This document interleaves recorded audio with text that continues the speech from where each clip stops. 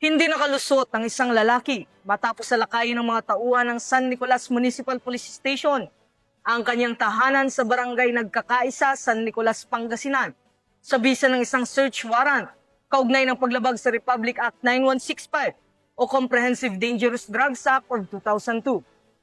Patrolman Dennis Carinal sa report.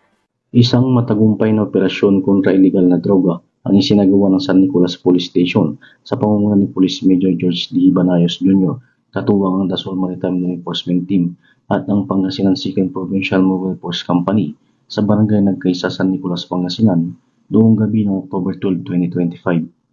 Dakong 10:23 ng gabi, isinilbi ng mga otoridad ang search warrant operation na inisyo ng Honorable Emma Hines Parahas, presiding judge ng Regional Trial Court Branch 52, Tayog, Pangasinan. Kinilala ang suspect na alias JR, 37 anyos, isang construction worker at residente ng nasabing barangay.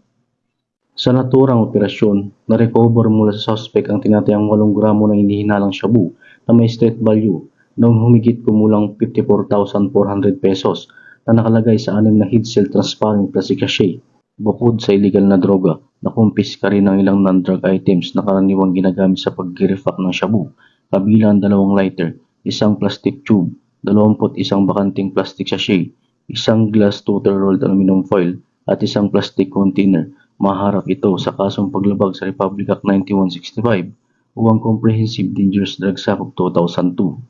Ang tagumpay ng operasyon ay bunga ng magandang ugnayan sa pagitan ng mamamayan at ng pambansang pulisya para mas lalong mapaigting ang kampanya laban sa kriminalidad tungo sa mapayapat tigtas na bagong Pilipinas. Mula dito sa PKG Ilocos Region, ako po ang inyong Police News Network Correspondent, Patrolman Dennis Carinal, alagad ng batas, tagataguyod ng Balitang Pulis.